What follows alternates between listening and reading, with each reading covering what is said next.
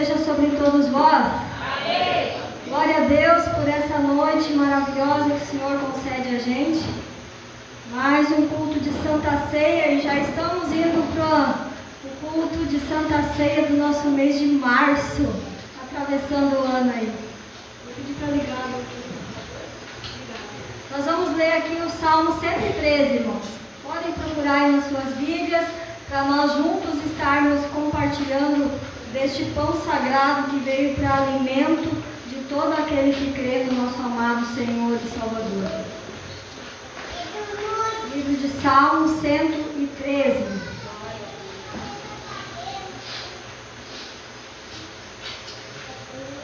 Glória seja o nome do Senhor.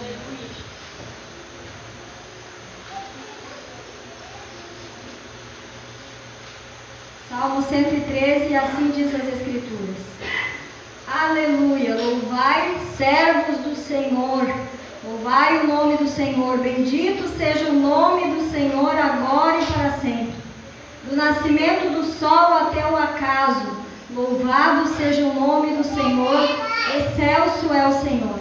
Acima de todas as nações é a sua glória, acima dos céus, quem há semelhante ao Senhor nosso Deus, cujo trono está nas alturas, que se inclina para ver o que se passa no céu e sobre a terra. Ele ergue do pó o desvalido e do monteiro o necessitado, para o assentar ao lado dos príncipes. Sim, como os príncipes do seu povo, faz que a mulher estéril viva em família e seja alegre mãe de filhos. Querido Pai, nós estamos aqui com as Sagradas Escrituras nessa noite e temos um profundo desejo, Pai, de entender mais acerca daquilo que ainda, quem sabe, esteja na profundidade da Tua Palavra. Mas oramos para que o Senhor traga ao relevo, de maneira, Pai, que todos que possam ter acesso a esta mensagem possam entender o recado do Senhor a cada coração. Jesus, antes de receber essa palavra nos corações, eu oro por cada um, para que aquele que estiver magoado, chateado, entristecido, alguma semente maldita adentrou, mas que o Senhor, pelo Teu poder, agora esteja com a mão sobre a cabeça desta pessoa e possa estar recebendo uma graça de Deus para poder ter o coração em paz para receber da palavra do Senhor. Eu oro por aquele que está perturbado por causa de enfermidade, de problemas externos ou internos, problemas familiares. Eu apresento a Ti, Senhor, pedindo graça para que o Senhor traga uma resposta, uma direção à Tua misericórdia, mas que cada um possa receber da Tua palavra. Em nome de Jesus, amém. Podem tomar os seus lugares, dando glória para o nosso Senhor.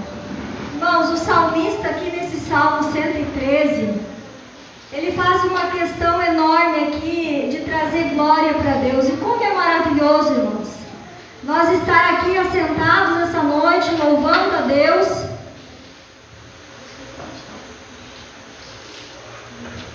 e louvando ao Senhor numa noite como essa, preparados aqui, nos preparando para a Santa Ceia nessa noite.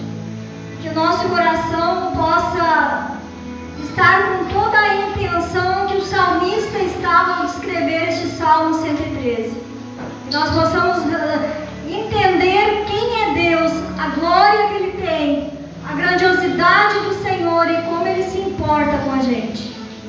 Como o Senhor se importa conosco. Isso é o maior privilégio que nós podemos ter como filhos e filhas do Senhor. Aqui o salmista, ele destaca acima de todas as nações, a sua glória acima dos céus, quem há semelhante ao Senhor nosso Deus, cujo o trono está nas alturas. Quem há semelhante ao nosso Deus, cujo o trono está nas alturas, e Ele se encurva para ver os céus, e Ele se encurva para ver a terra. Até tem uma canção que os irmãos cantam, até é fácil a gente entender o Senhor se encurvar para ver a terra. Agora, se encurvar para ver o céu, aí foge do nosso entendimento, foge da nossa alçada. Mas o apóstolo Paulo, quando ele teve as suas revelações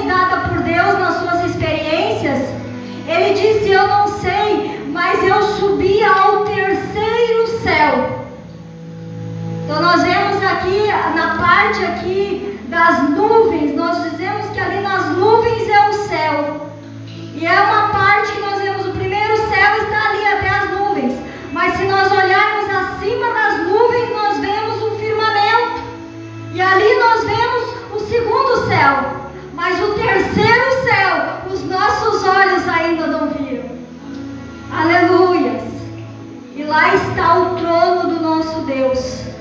Aqui na terra se levantam deuses, fazem ali tronos, fazem para eles umas unção, umas coisas criadas aqui na terra pela mão do próprio homem que é pecador. Mas não passam de tronos terrestres, de tronos que no dia em que o nosso amado Jesus descer novamente nessa terra, esses tronos se desfarão. Até mesmo tronos de hierarquias que tem governamentais nessa terra. Pessoas que se acham deuses, que mandam matar uns aos outros, que trazem ali dentro de um calabouço muitas pessoas na sua vontade, no seu querer. Pessoas que se constituem deuses sobre os outros. Mas no dia que o nosso amado Jesus descer a esta terra, a minha Bíblia e a tua diz assim, que naquele dia os reis dessa terra eles vão procurar cavernas nas pedras para estar se escondendo da ira do nosso Deus.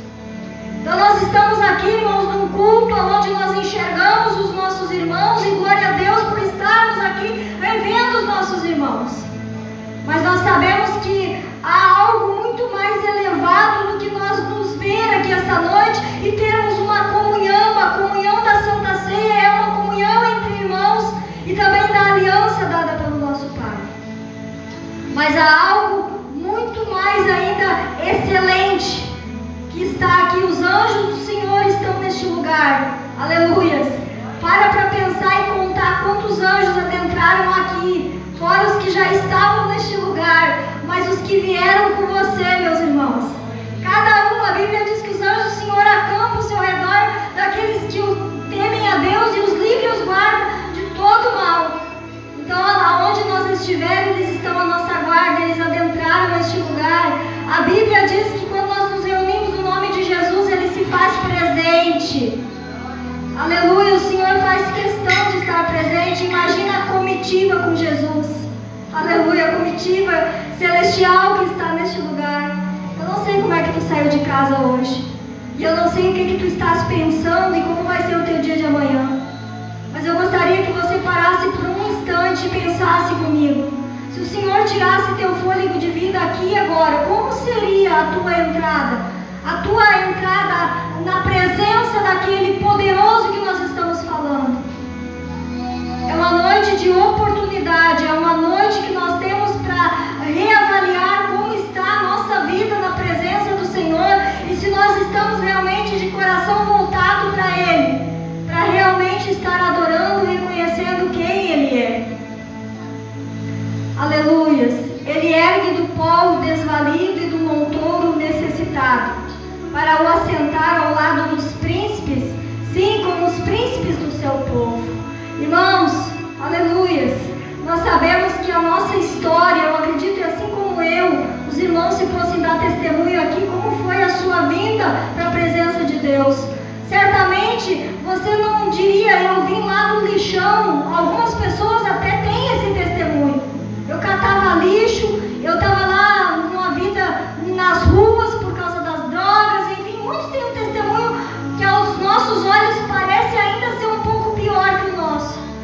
Mas eu posso dizer, irmãos, que eu não tive no lixão, no montouro, eu não tive na rua por causa das drogas, mas quando meu Jesus me encontrou, eu estava no montouro das podridão deste mundo e das coisas que já estavam levando, me seduzindo até um suicídio. E o meu Jesus maravilhoso me retirou daquela situação, assim como Ele tirou você. Eu não sei que situação você se encontrava quando veio para Jesus, mas Ele te pegou pela mão e te trouxe para sentar-se entre os príncipes do seu povo. O Senhor tem nos chamado para algo especial. Aleluias! Por isso, nessa noite, independente como você adentrou a igreja, não fique olhando as circunstâncias e o momento, mas olha para o Senhor que é poderoso para transformar histórias, para transformar vidas. E o Senhor tem prazer de tirar muitas vezes uma situação que seja lá aprofundada no lamaçal de pecado, que seja aprofundada, quem sabe, numa situação muito difícil, ou até mesmo numa numa luta, numa prova, mas Ele tem o poder de tirar dali e colocar numa situação diferente, de paz, de segurança, de tranquilidade, de certeza da bênção da salvação. O salmista vai além e ele diz que faz que a mulher estéril viva em família e seja alegre mãe de filhos. O Senhor tira as pessoas de uma situação do impossível para transformar a história e mostrar que Ele pode trazer felicidade mesmo em meio ao caos, uma situação que diante da medicina não tem como reverter, como a esterilidade. A esterilidade na vida de uma mulher. E nós temos testemunhos lindos de pessoas de longe e de perto que diante da esterilidade o Senhor fez milagres, trazendo a vida de filhos e colocando ali dentro daquela família uma pessoa que talvez se sentia até solitária, mas se sente agora feliz, mãe de filhos em família. E o propósito do Senhor, irmãos, para nós os planos de Deus, diz Jeremias, não é de morte, não é de tristeza, não é de derrota. Os planos que eu tenho para vós é de paz, diz o Senhor. O Senhor não está procurando o mal de ninguém, o Senhor está procurando que nós venhamos a dar ouvidos, a buscar pelo socorro do Senhor, a buscar pelo seu grande poder, a entender a sua vontade. E diante dessas mudanças e transformações que o Senhor faz, irmãos, eu gostaria de fazer uma trajetória dentro da Bíblia aqui para nós nessa noite, termos a nossa fé edificada no Senhor e fortalecida, porque nós precisamos todos os dias. A fé que nós temos hoje aqui dentro da igreja, amanhã nós vamos ter que ter ela em reforço ainda para enfrentar as labutas do dia, os desafios, as provas que vêm. Nós precisamos de fé alicerçada. A fé, ela não pode ficar estacionada, ela não pode ficar congelada. A fé, ela tem que estar em movimento. E ela só se movimenta com o ouvir da palavra de Deus. Por isso não meça esforços para vir à casa de Deus, não meça esforços para ouvir a palavra de Deus, não meça esforços, porque é um gerador de fé na tua vida que te faz vencer o mundo. Nós vemos Salomão escrevendo no livro de Eclesiastes 3:4 ali, ele falando que debaixo do firmamento, aqui na terra há tempo para qualquer propósito, para todo propósito temos tempo. Mas ali no versículo 4 ele destaca: há tempo de chorar e há tempo de rir, há tempo de prantear e há tempo de saltar de alegria. Então, se há tempo de momentos tristes, infelizes e que traz dor e sofrimento, nós precisamos entender que nessa caminhada, nessa trajetória, nós não podemos estacionar nesses momentos difíceis da vida que às vezes traz a dor e o sofrimento. Mas nós, como cristãos, precisamos alicerçar a nossa fé ainda mais para continuar a caminhada, para poder chegar no estágio quando diz que é tempo de ir, que é tempo de saltar de alegria. Porque infelizmente muitas pessoas, às vezes, quando chega a temporada da vida, que vem o choro, que vem o sofrimento, estaciona na fé, congela, para, e aí não consegue chegar ao tempo de ir e de saltar de ir. E nós precisamos entender que nós precisamos em todo o tempo nos manter firmes na presença de Deus. Salmo 126, ali está escrito que aquele que leva a preciosa semente andando e chorando, voltará sem dúvida trazendo consigo os seus molhos, trazendo consigo os seus feixes, em outras traduções diz assim.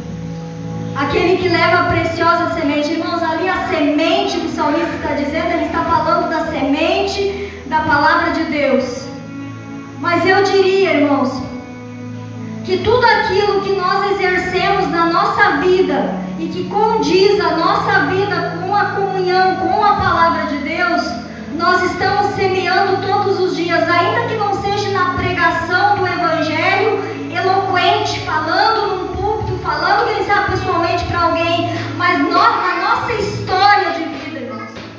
na nossa experiência de vida, nós estamos levando sementes, e essas sementes nós podemos até nem entender no momento que nós estamos colocando ela em algum lugar, e que essas sementes, elas vão nascer.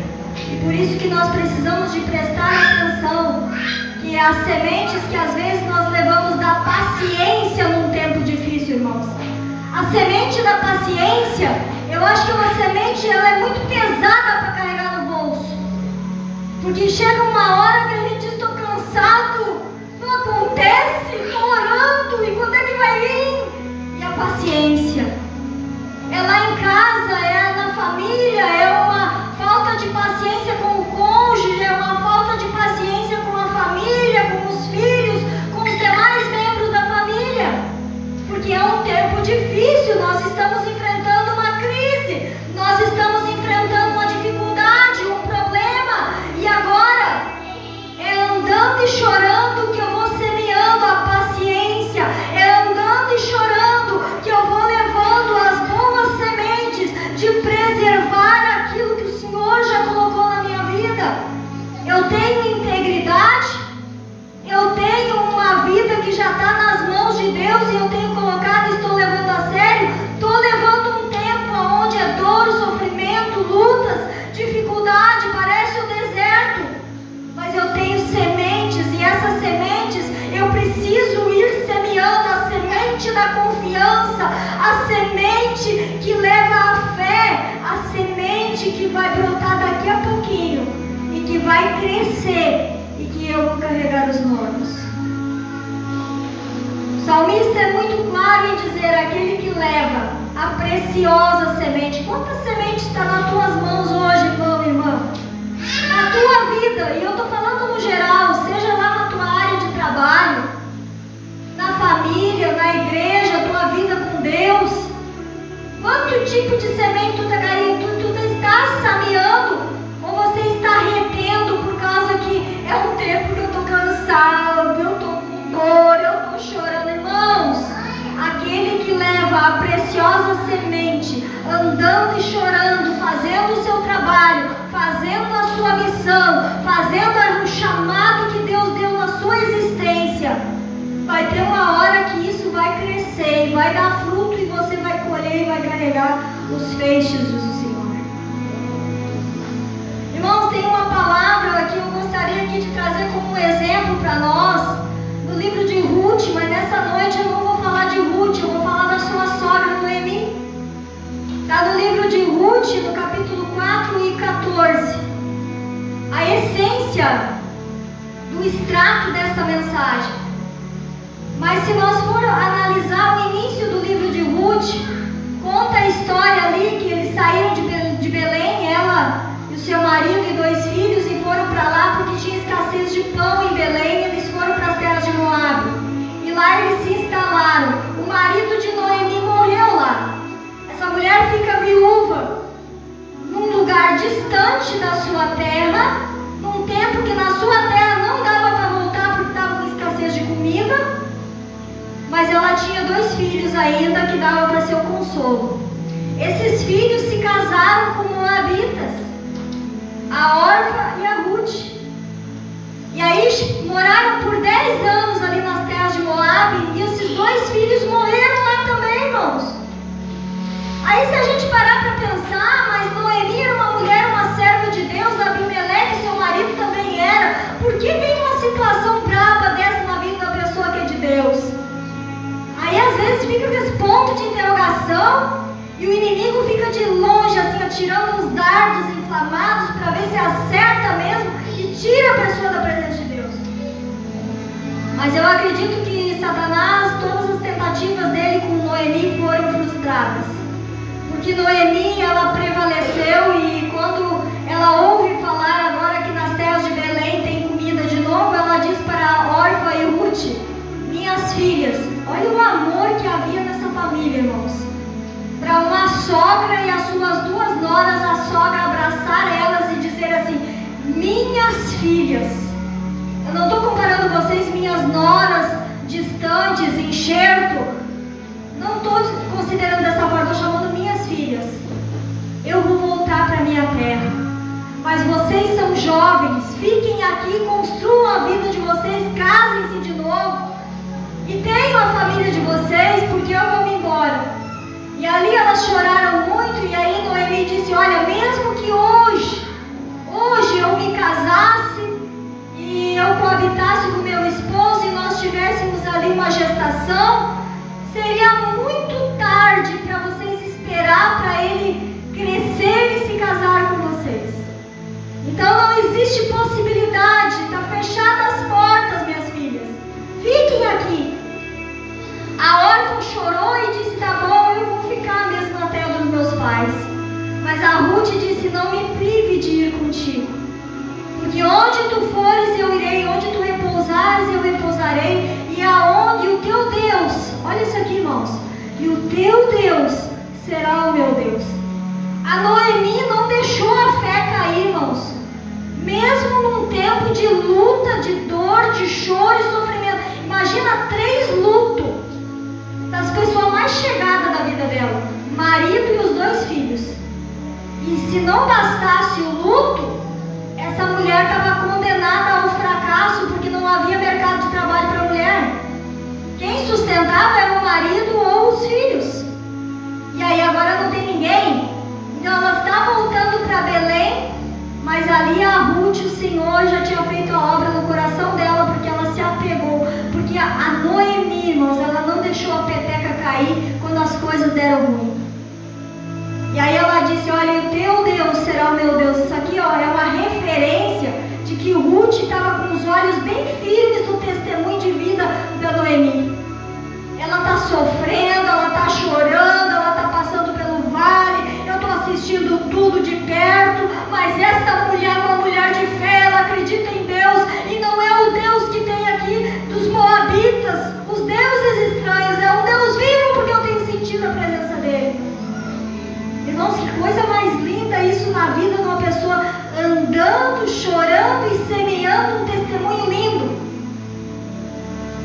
E aí então, quando elas chegam lá nas terras de Belém, as mulheres, amanhã é o Dia Internacional da Mulher, declarado aqui no nosso Brasilzão. Meus parabéns a todas as minhas irmãs, né, que estão aqui e as que nos assistem. E eu gostaria de dizer que chegou ali mulheres para receber Noemi nas terras de Moabe, e olharam para ela e disseram assim: essa aí é a Noemi? Imagina como deveria estar debilitada, semblante abatido, que elas fizeram essa pergunta. Mas aguarda um pouco mais, porque o Deus da Noemi, o nosso Deus, trabalha no silêncio para aqueles que esperam por ele. Aí a Ruth vai lá para a Esteva da cevada, que estava na época da colheita em Belém, e ela começa a pegar umas espigas, só que ela chega na fazenda de Boaz. Boaz era um parente de Noemi, e sendo assim, ele poderia ser um resgatador da Ruth por parte de Noemi, por ser parente. Existia uma lei que dentro de uma família de Israel, se tivesse 7 homens numa casa, o primeiro se casasse e morresse, a mulher daquele se casaria com um dos irmãos, e assim sucessivamente. Tanto é que Jesus um dia foi encurralado pelos fariseus, que disseram: Jesus, acerca do casamento, como é que vai ser lá no céu? Vamos supor, uma mulher se casou com um homem que tinha 7 na casa, e lá ele está falando da lei. Aquele morreu, ela foi entregue ao outro homem da casa, e sucessivamente os 7 morreram. De quem ela vai ser esposa quando chegar no céu? E aí Jesus diz assim, ó: errais por você não conhecer as escrituras e o poder de Deus. No céu não se casam e nem se dão em casamento, mas lá serão como os anjos do Senhor. Então a gente vê, irmãos, aqui, ó, que a Noemi, ela estava ralada mesmo se a Ruth não tivesse ido com ela. Mas a Ruth se levantou com amor a Deus e com amor à sua sogra. E ali então houve o casamento de Ruth e Boaz. E depois desse casamento, quando ele coabitou com ela, o Senhor concedeu que ela engravidou e nasceu um menino. E aí chegou o momento das mulheres de Belém virem de novo dar uma conversinha com Noemi. Irmãos, é no lugar da desonra que o Senhor honra de novo. É onde a gente é humilhado muitas vezes, mas leva a preciosa semente andando e chorando sem recuar. Vai voltar com os feixes nas suas mãos com alegria. E ali a Noemi então chega às mulheres e diz para elas assim, ó: bendito seja o nome do Senhor. Estou falando aqui do versículo 14 do capítulo 4. Bendito seja o Deus que concedeu um neto para ti, Noemi. Ele será o teu resgatador. O teu resgatador. Aquelas mulheres que olharam antes para ela e disseram: é a Noemi mesmo? Olha o jeito, certamente uma cutucando a outra. Olha o jeito que a mulher está fracassada, abatida, sofrida, um luto. Você já parar para pensar que às vezes na dor, no sofrimento, tem gente que se reúne só para dar uma cutucada um no outro e falar dos teus problemas, das tuas lutas? Mas para dar uma ajuda, não? Mas só que agora as mesmas mulheres tiveram que voltar e dizer: bendito seja o teu Deus, Noemi, que te abençoou com um netinho. Ele vai ser o teu resgatador, ele vai ser o restaurador da tua vida, e ele vai ser também o consolador da tua velhice. Ele vai ser o consolador da tua velhice. E aí a Noemi diz que pegou aquele bebezinho no colo e levou para dentro de casa para cuidar. E aí as mulheres disseram: o nome dele vai ser Obed, porque o Senhor te abençoou, e este nome vai ser muito reconhecido em Israel. E ali aquela avó, aquela mulher que sofreu o tempo de chorar, mas teve o tempo de rir, irmãos.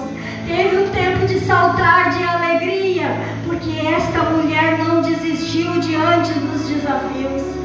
Não parou de lutar por causa que estava difícil e estava chorando. E agora sabe quem era o netinho que ela segurava nos seus braços?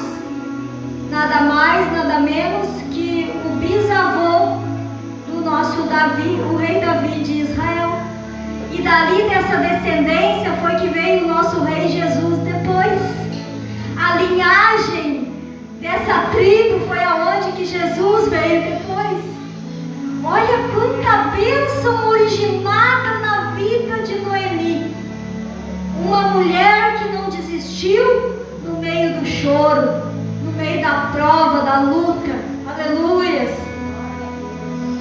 E nessa noite, irmãos, como é que está você na sua caminhada com o Senhor?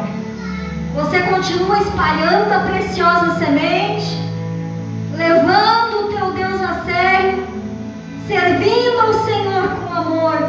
Aleluias. É uma noite de reflexão para todos nós, irmãos, porque todos aqui a palavra está em referência para Noemi. É as mulheres que primeiro falaram dela e depois trouxeram honra na vida dela, mas a palavra de Deus é um todo para nós, irmãos, tanto para as mulheres quanto para os homens, para jovem quanto para a pessoa de mais idade, e para toda a criança que o Senhor guarda debaixo do seu poder grandioso. Amém? Que nós possamos, irmãos, deixar a nossa fé em movimento, porque a fé em movimento, ela vai crescer, mas se você deixar ela congelar, ela só vai apagar. E é triste a vida de alguém sem fé. Sem fé, Jair Pires já cantava: é uma folha seca que o vento sopra e leva para qualquer lugar. Mas a vida do homem, da mulher, firmado no Senhor, ele está na rocha, ele está seguro, ele está guardado. Aleluia. Independente de como seja a tua caminhada hoje, eu te convido a reativar um processo de fé, para que você possa trazer bons resultados, que tenha uma velhice abençoada, assim como Noemi, Consolador na velhice. Aqueles que esperam no Senhor, aqueles que temem ao Senhor, fala ali em Salmos, mesmo na velhice, aqueles que são plantados na casa do Senhor, mesmo na velhice, eles ainda darão frutos. Mesmo na velhice, eles não ficam parados, né, irmã Ercita? A nossa irmãzinha com mais idade, eu acho, dentro da igreja hoje, mas está ali, com alegria para vir para o culto, para vir para a Santa Ceia. E que bênção, irmãos, que nós possamos levar a sério o exemplo da irmã Ercita. Essa irmã que desde que eu vim aqui para o Cerro dos Bois, eu conheço ela vindo para a igreja. Antigamente vinha de a pé ali por dentro, atalhando os matos, os campos. Depois o tempo passou, agora a família carrega ela de carro e estão vindo, mas ela está aqui essa noite. Amém? Mesmo na velhice, dando seus frutos, sendo consolados pelo Senhor. E eu creio que nós queremos isso para a nossa vida, né, irmãos? Nós queremos, não é só uma boa aposentadoria, nós queremos ter o consolo de Deus em nossa velhice.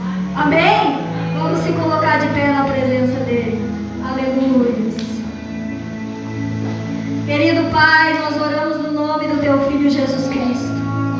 A Tua palavra nessa noite nos leva a pensar como é importante, Senhor, nas fases da vida aqui, que há tempo para todo propósito, e há um tempo, às vezes, de choro, de luta, de sofrimento, que não é fácil. Mas há o tempo da felicidade, o tempo do riso, da alegria. E eu quero te pedir graça, Senhor, a todos os nossos irmãos, as nossas vidas, para que nós possamos fazer assim como Noemi fez.